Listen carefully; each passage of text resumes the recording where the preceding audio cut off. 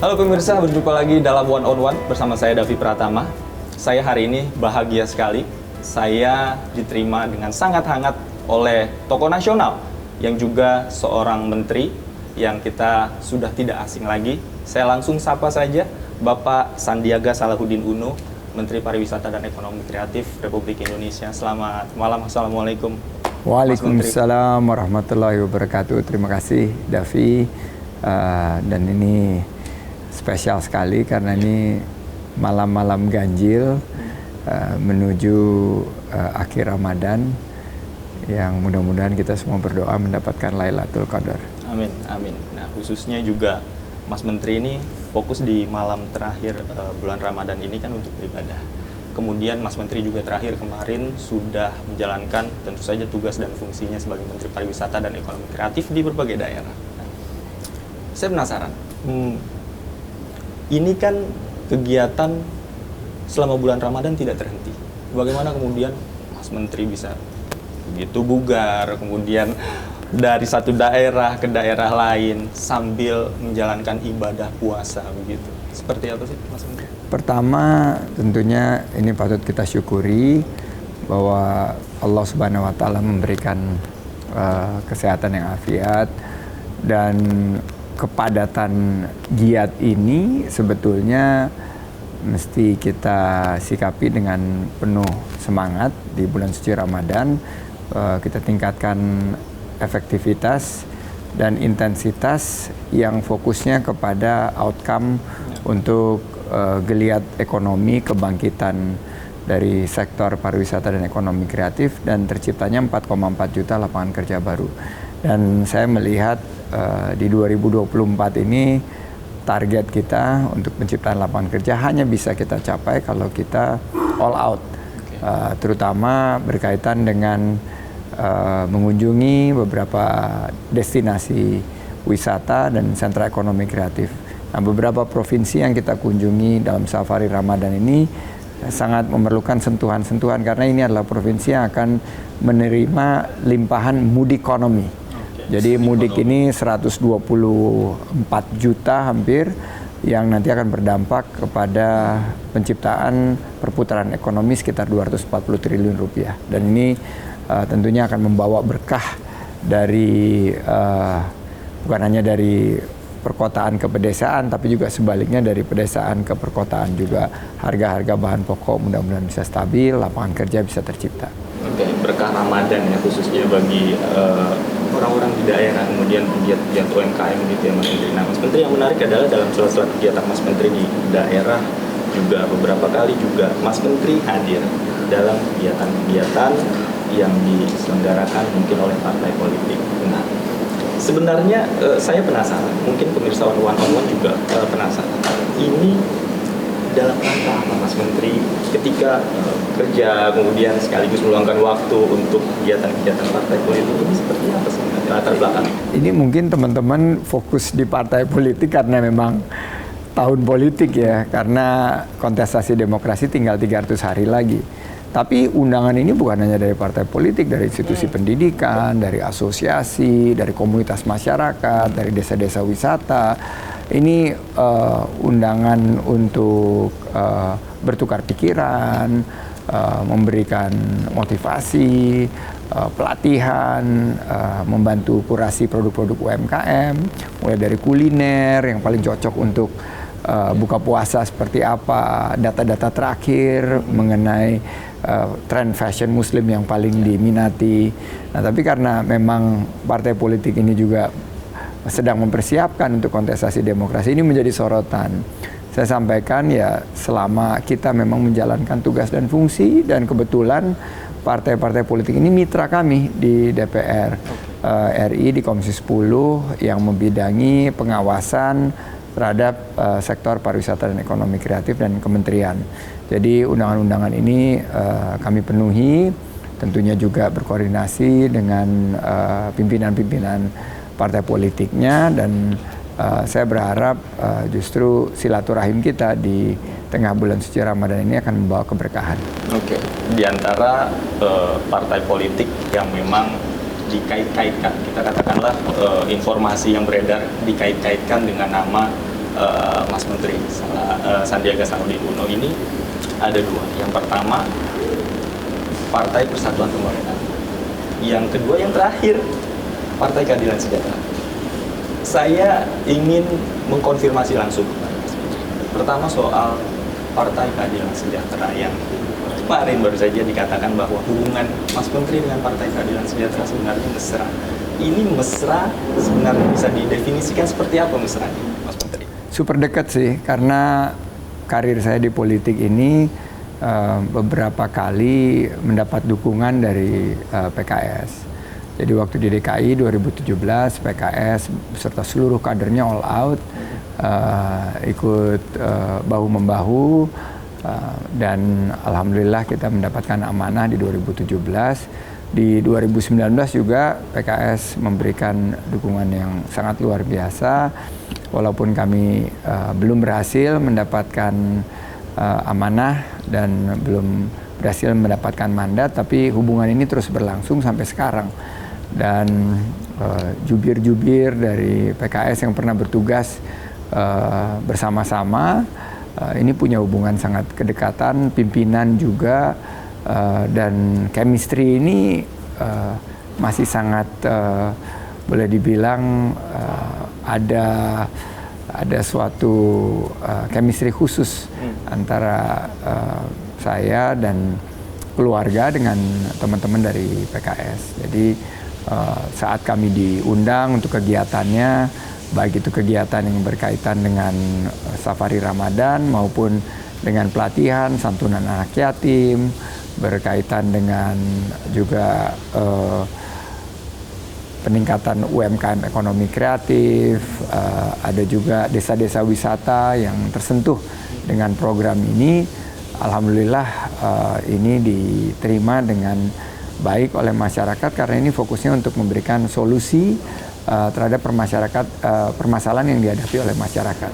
Oke. Nah, pertanyaannya kemudian menjadi begini, Mas Menteri, bahwa informasi itu datang dari internal partai yang bersangkutan, gitu, bahwa ada riak-riak di bawah yang mengatakan bahwa kita sangat senang sekali seandainya Mas Menteri Sandiaga Salahuddin Uno bisa bergabung bersama PKS, kemudian juga Partai Persatuan Pembangunan. Sikap Anda menyikapi aspirasi arus bawah ini seperti apa?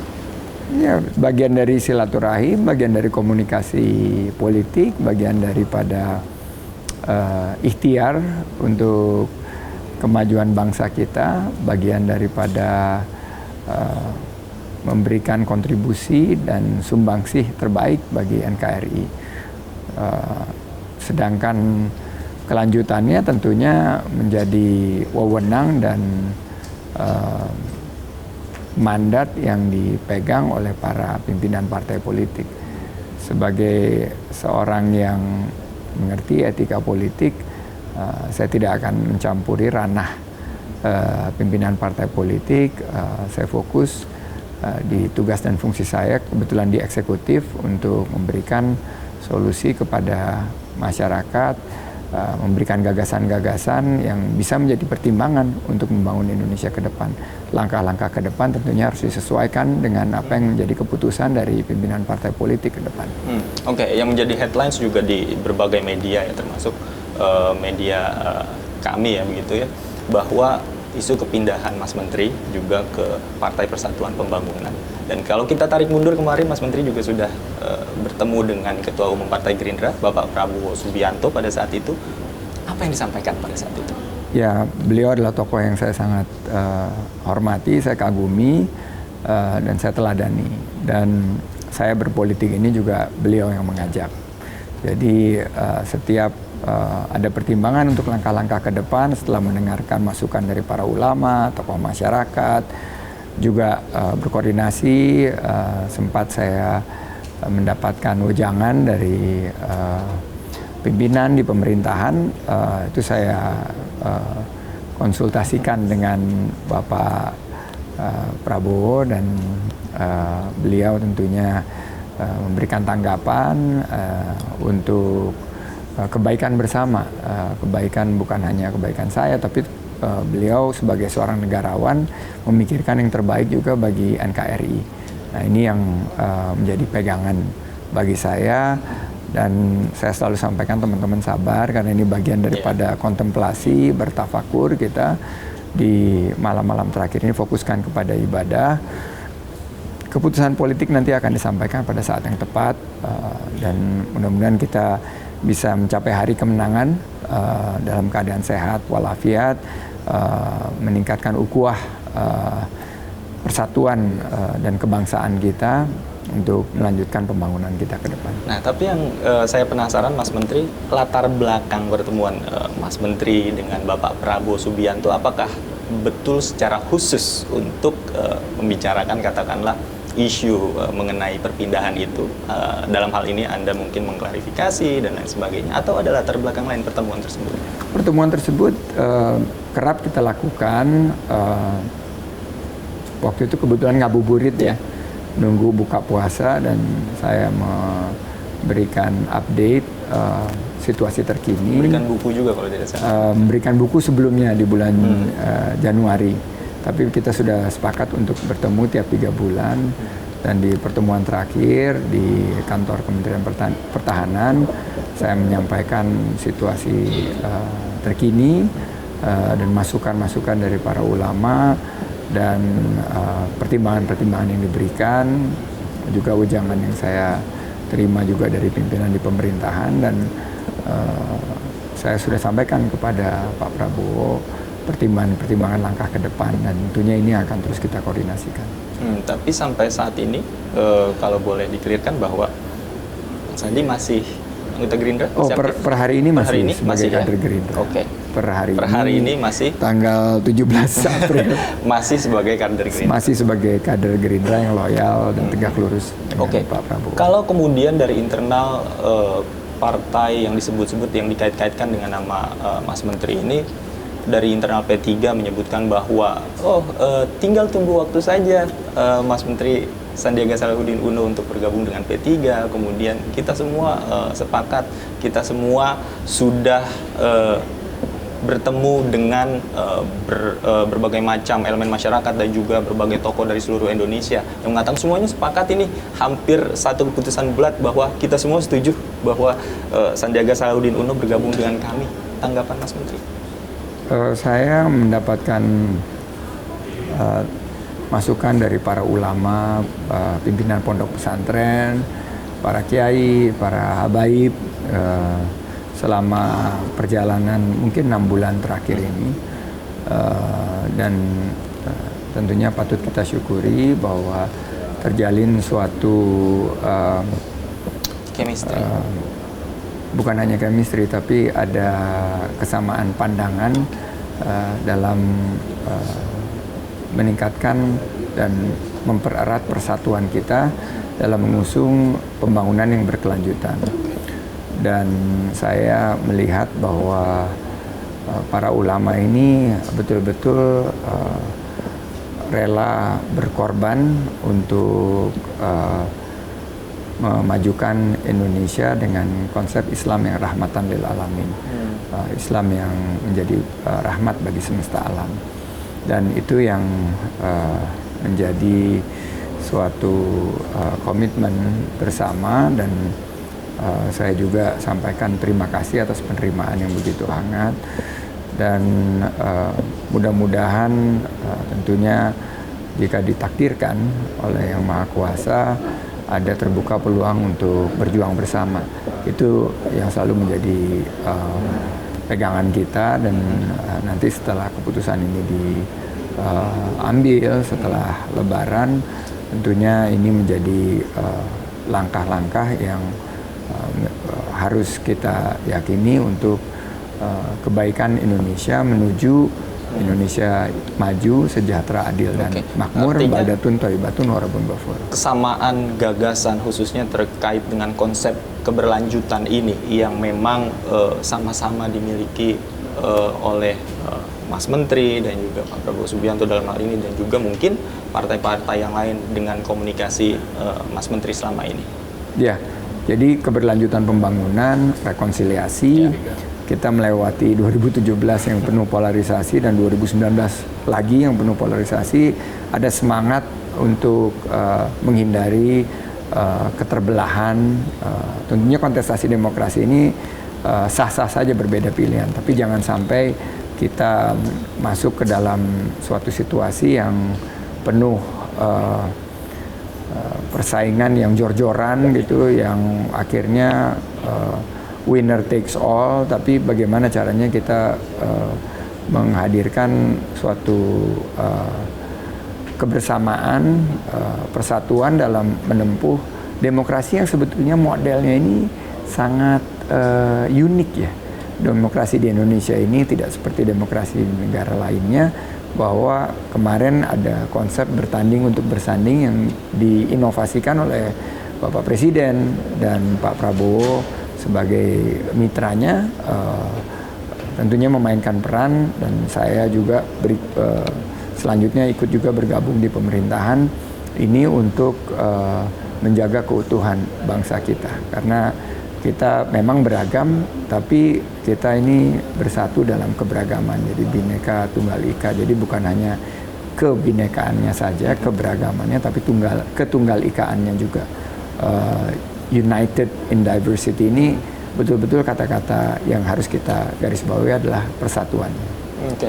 Nah, pertanyaannya kemudian, Mas Menteri kemarin beberapa kali mengatakan menyinggung soal keputusan akan diambil nanti setelah Lebaran. Kemudian sekarang saya ingin fokus istikharah, kemudian bertafakur, muhasabah dan lain sebagainya. Keputusan apa sih yang akan diambil, Mas Menteri? Tentang langkah ke depan. Jadi langkah ke depan itu kan memang karena waktunya kontestasi demokrasi ini tinggal 300 hari, sementara kebutuhan rakyat semakin mendesak akan gagasan ekonomi, bagaimana bukan semata-mata soal politik saja? Bukan hanya soal politik, tapi langkah kita berkontribusi, apa yang kita miliki dan ikhtiar kita ke depan. Ini kan harus dipertimbangkan secara matang dan direncanakan secara menyeluruh. Jadi ini yang kita harapkan bisa membawa satu gagasan yang betul-betul menjadi pertimbangan nanti oleh masyarakat menjatuhkan pilihan. Ya, saya sangat percaya bahwa nanti pertandingannya itu tentang gagasan, bukan tentang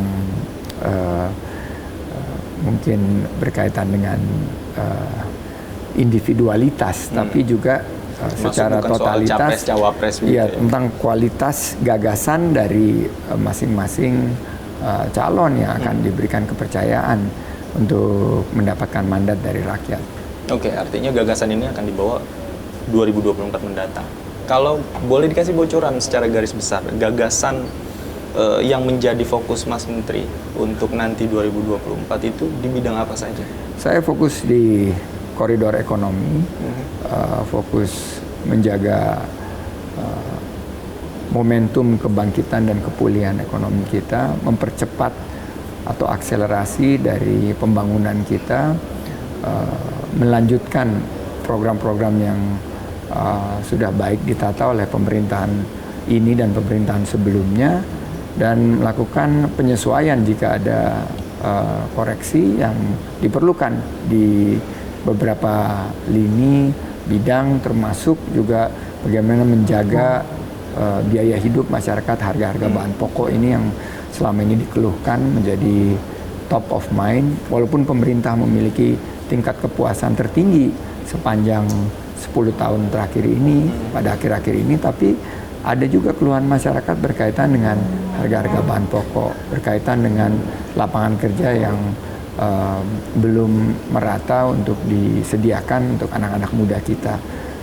UMKM perlu kebijakan yang berpihak, bagaimana penanganan dari pemerintahan yang bersih, bebas korupsi, dan juga terakhir kita banyak menghadapi potensi bencana yang ada di sekitar kita, bagaimana penanganannya dan kesiapsiagaan kita ini adalah poin-poin penting gagasan kita dalam bingkai tentunya Pancasila dan Undang-Undang Dasar 1945, terutama mengenai pasal 33, bahwa ekonomi kita harus memberikan ruang dan peluang sebesar-besarnya untuk kemakmuran dan kesejahteraan masyarakat kita.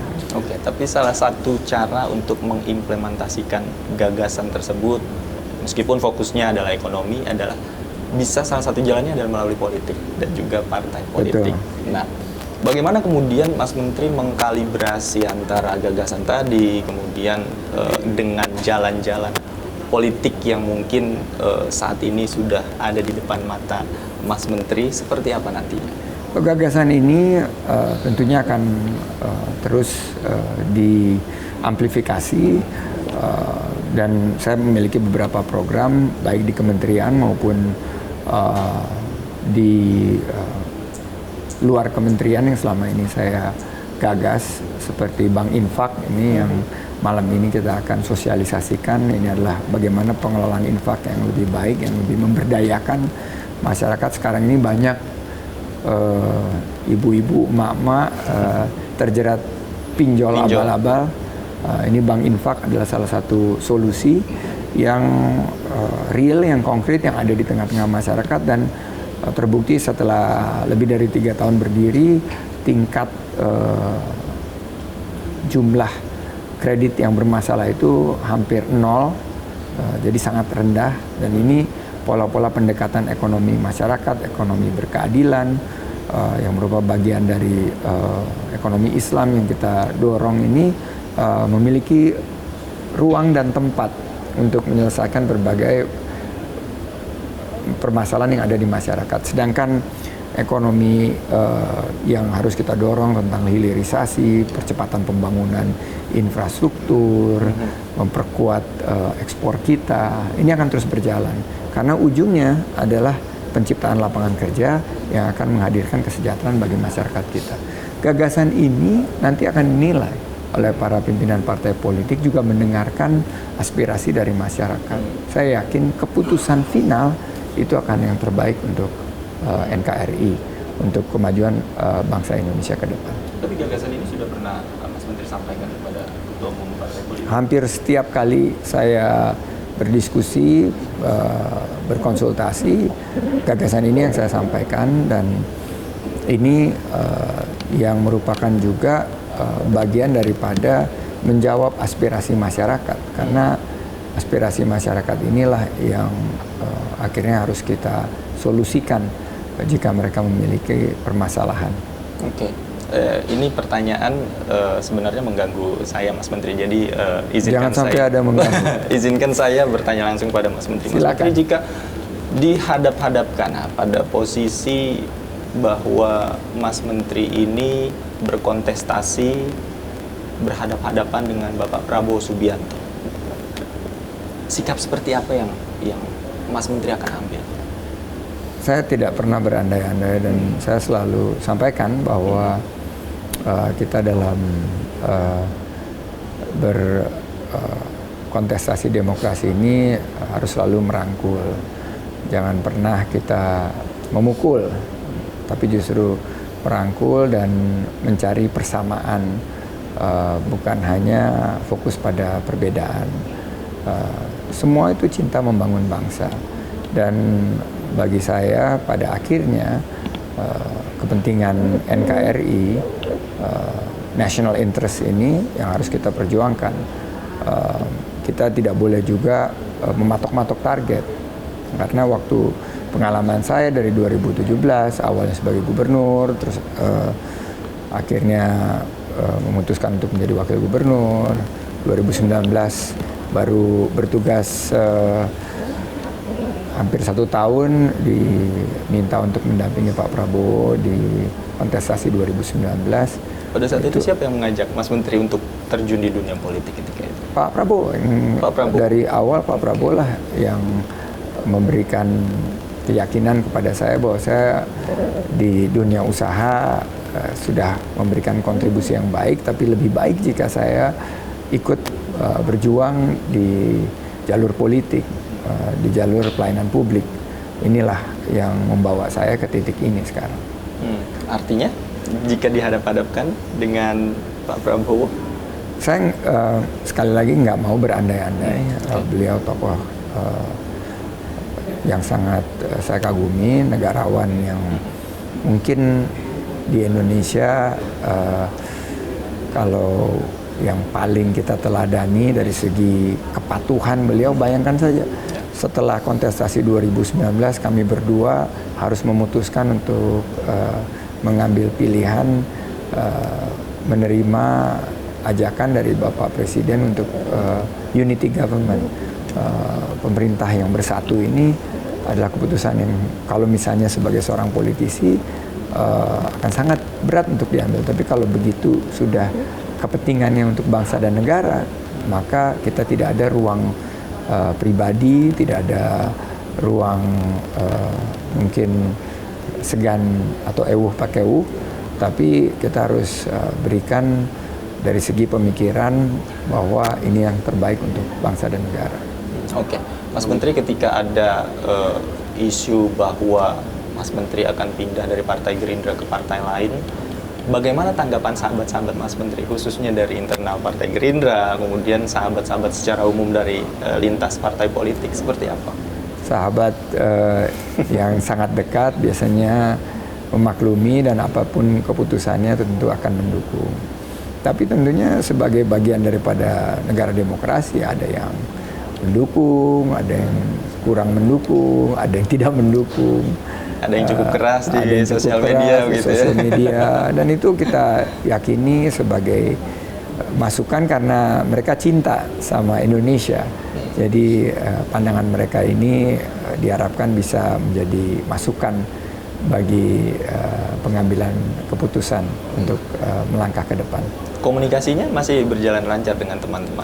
Semua berjalan lancar. Saya memiliki keyakinan bahwa politik itu harus beretika, dan setiap langkah saya pasti saya akan konsultasikan, saya akan komunikasikan. Karena kita tetap berteman kok. Dimanapun kita berada, kita ada dalam satu rumah Indonesia. Indonesia ini adalah rumah kita bersama. Jika kita berjuang, rumahnya tetap Indonesia. Mungkin kamarnya yang berbeda, tapi rumahnya tetap rumah besar Indonesia yang kembali mengusung Pancasila sebagai dasar negara dan dengan semboyan kita yaitu Bhinneka Tunggal Ika. Oke. Mas Menteri, kemudian kalau seandainya, lagi-lagi seandainya, jika kita lihat perjalanan Mas Menteri di politik, tadi Anda sebutkan bahwa sebenarnya diajak oleh Pak Prabowo untuk terjun di dunia politik. Artinya chemistry dan hubungan Mas Menteri dengan Pak Prabowo ini kan sudah terjalin sejak lama, sudah berjalan dengan baik. Ketika kemarin Mas Menteri bertemu dengan beliau, ada perasaan sungkan atau takut untuk menjelaskan atau mengklarifikasi hal-hal yang mungkin selama ini belum dielaborasi secara komprehensif di sana? Saya memiliki komunikasi yang sangat personal dengan beliau karena kita sebelum aktif di politik juga pernah memberikan masukan secara bisnis dan pandangan-pandangan ekonomi saya. Jadi hubungan kami sangat dekat, dan apa yang ada di hati saya sudah utarakan, dan pertimbangan-pertimbangannya juga sudah disampaikan. Dan beliau sebagai seorang negarawan ya memberikan nasihat gitu. Dipikirkan matang-matang, dipikirkan baik-baik, tapi keyakinannya ya untuk yang terbaik bagi NKRI. Beliau mendukung langkah mungkin, yang akan diambil oleh Mas Menteri? Mungkin nanti tepatnya Mas Davi bisa langsung bertanya ke teman-teman Gerindra ya, tapi saya karena sifatnya tertutup, nasihat tersebut ya ini menjadi pegangan saya untuk melakukan.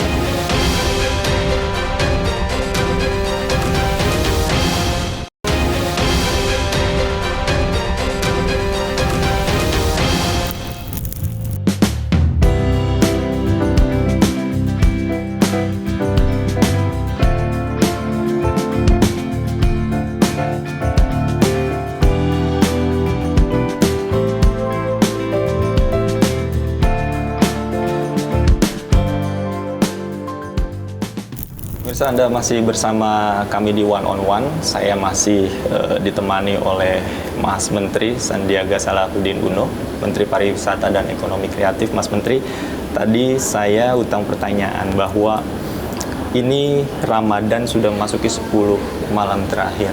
Yang Mas Menteri katakan bahwa selayaknya menyikapi bulan Ramadan 10 malam terakhir harus memperbanyak tafakur, kemudian beribadah muhasabah. Nah, bagaimana kemudian Mas Menteri memaknai 10 malam terakhir ini untuk kemudian berpikir sebelum akhirnya Mas Menteri tadi mengambil keputusan? Ya, ikhtiar ini ya 10 hari meningkatkan ibadah kita, mendekatkan diri pada Allah Subhanahu wa taala.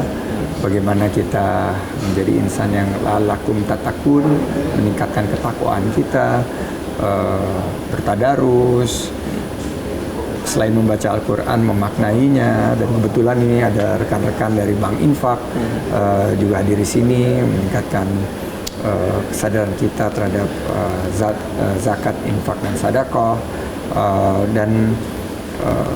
Kebetulan ini malam ke-27 kita sedang prosesi beriktikaf, dan insya Allah ikhtiar kita semua mendapatkan Lailatul Qadar ini bisa tercapai. Ini malam yang lebih baik dari 1000 bulan. Jadi sangat tentunya kita harus ikhtiarkan, prioritaskan untuk kita beribadah dan bertafakur, berkontemplasi, dan berdoa kepada Sang Pencipta. Kita dipertemukan lagi dengan Ramadan selanjutnya. Jadi prosesi ini yang selalu saya jalankan 10 malam terakhir, dan kebetulan kita bisa sedikit berdiskusi, tapi tentunya dalam lingkup bahwa kita harus utamakan ibadah kita, dan nanti akan ada saatnya untuk politik dan keputusan yang akan diambil. Tapi sekarang ini adalah saatnya beribadah, menyelesaikan tugas, karena ini sebentar lagi waktunya mudik. Mudik ini betul-betul harus dipersiapkan dengan baik, karena ini peluang emas kita untuk menggerakkan ekonomi kita sampai angka 240 triliun rupiah, berbasis Lebaran yang akan menjadi tulang punggung dari kebangkitan ekonomi kita, khususnya ekonomi masyarakat. Termasuk kesibukan Mas Menteri di berbagai daerah kemarin ya? Iya, ini saya habis kunjungan dari Sumatera Barat, Jawa Barat, Aceh, setelah itu ke Jawa Timur. Jadi ini adalah beberapa provinsi yang sangat mengandalkan wisata religi, dan nanti akan dilewati jalur mudik. Jadi mereka harus siap dengan produk-produk wisatanya, produk-produk ekonomi kreatifnya, sehingga begitu pemudik jumlahnya 124 juta ini akan melintasi daerahnya, bisa mendapatkan opsi untuk berwisata dan mendorong pergerakan wisatawan Nusantara. Nah, ini menarik. Produk-produk unggulan apa saja yang kemarin Mas Menteri sempat temui? Iya, produk-produk kuliner ini sekarang harus kita tingkatkan kemasannya, UMKM-nya harus memiliki inovasi, adaptasi, dan berkolaborasi. Juga produk-produk fashion, karena ini kita seperti yang dipakai Davi ini kan produk fashion kebanggaan anak bangsa. Kita bangga buatan Indonesia. Buatan lokal. Ini buatan lokal, ini juga buatan lokal. Produk-produk terutama Muslim fashion banyak diminati sekarang. Produk-produk kerajinan tangan, craft, ini juga sangat dibutuhkan untuk terus kita tingkatkan kualitasnya. Dan juga yang berkaitan dengan ekonomi digital, aplikasi, permainan, games, televisi, radio, musik, film, animasi, ini semua sekarang kita lagi bantu untuk akselerasi agar ekonomi kreatif kita yang sudah bertumbuh luar biasa beberapa tahun terakhir ini akan terus bisa memberikan kontribusi terhadap peningkatan ekonomi kita.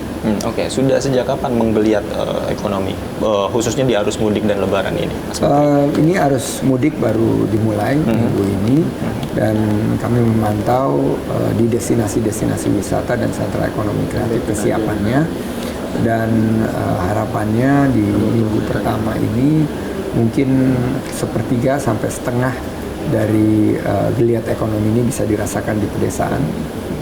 Namun saat mereka pulang juga kita harapkan geliat ekonominya juga terasa di jalur baik jalur mereka pulang ke kampung halaman maupun saat mereka kembali ke perkotaan. Artinya tidak hanya di daerah tujuan saja, tapi di sepanjang jalur yang dilalui di sepanjang oleh jalur itu kita siapkan produk-produk desa-desa wisata, pariwisata berbasis masjid, ada rest area yang akan mendukung produk-produk ekonomi kreatif lokal. Oke, nah di lapangan yang Mas Menteri temui masih ada kendala atau sudah semuanya all good atau seperti apa? Pasti banyak perbaikan-perbaikan yang harus kita lakukan.